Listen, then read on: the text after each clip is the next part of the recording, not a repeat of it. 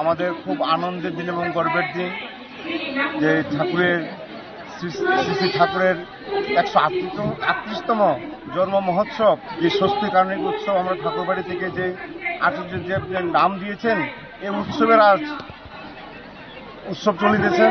এবং আজকে এখানে হাজার বললে হয়তো আমার ভুল হবে, কত হাজার লোক হবে এটা আমার আইডিয়া নেই। বিশাল জনসংখ্যা হয়েছে, ভক্তবৃন্দ হয়েছে এবং ভান্ডার প্রসাদের ব্যবস্থা হচ্ছে। এদিকে ঠাকুরের নাম দেন হচ্ছে, ওইদিকে ঠাকুরের গুণকীর্তন গান হচ্ছে, তারপর স্বাস্থ্য পরিষেবা হচ্ছে, ওইদিকে ভান্ডারা মহাপ্রসাদ হচ্ছে, ঠাকুরের সৎ নাম গ্রহণ করছে কিছু লোক, অনেক লোকই। তারপর এখানে একটা বৃন্দাবন ধামের রূপ নিয়েছে আজকে, এটা বিশাল মেলা, যা আমরা হয়তো কল্পনা করতে পারি না যে আমরা এরকম একটা এই পরিবেশ পাবো। যে তার দয়াইটা হয়েছে। আর বিশ্রামগঞ্জ মিনি স্টেডিয়াম মনে সার্থক হয়েছেন এই ঠাকুরের যে আজ যে অনুষ্ঠান চলছে ষষ্ঠী কারণিক উৎসব। এই উৎসবের প্রত্যেকেই যারা এসেছেন আমাদের সৎসঙ্গের তরফ থেকে প্রত্যেকেই ধন্যবাদ এবং জয়গুরু জানাচ্ছি।